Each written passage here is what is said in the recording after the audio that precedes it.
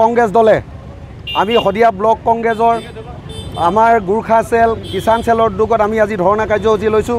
এইকাৰণে ধৰ্ণা কাৰ্যসূচী ল'ব লগা বাধ্য পৰিছোঁ যে অসম চৰকাৰৰ মুখ্যমন্ত্ৰীৰ ঘনিষ্ঠ জয়ন্ত মল্ল বৰুৱা ডাঙৰীয়া তেওঁৰ সহধমনী নামত যি ৰাজ সাহায্য লোৱাৰ পৰিকল্পনা কৰিছে বা যেনেকৈ ৰাজ সাহায্য লৈছে এয়া অতিকৈ নিন্দনীয়। কাৰণ ৰজাই যেতিয়া ৰাজ সাহায্য লয় তেতিয়া প্ৰজাৰ কাৰণে একো উপায় নাথাকে।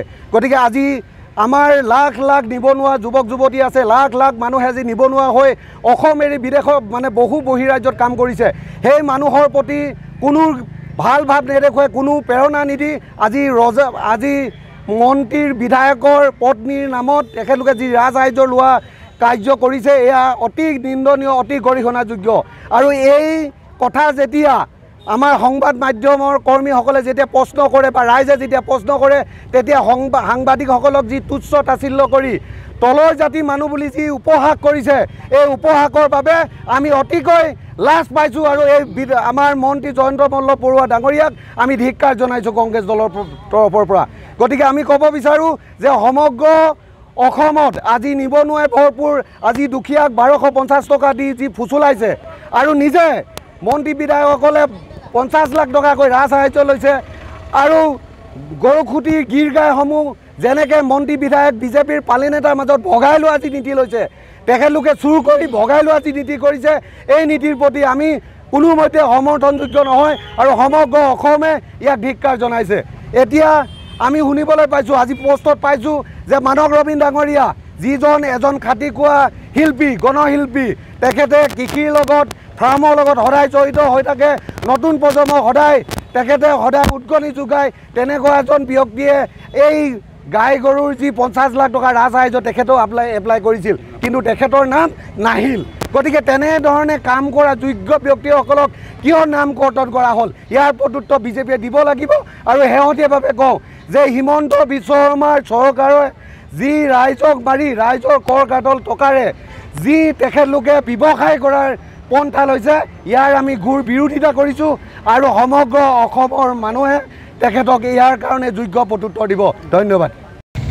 একেবাৰে মুখ্যমন্ত্ৰীৰ ঘনিষ্ঠ ব্যক্তি জয়ন্ত মল্ল বৰুৱা ডাঙৰীয়াই তেওঁৰ পত্নীৰ নামত সৰ্বসাধাৰণ ৰাইজৰ আমাৰ যি টেক্সৰ টকাৰে যি ৰাজ সাহায্য লৈছে এই ৰাজ সাহায্য আমি ঘোৰ বিৰোধিতা কৰিছোঁ।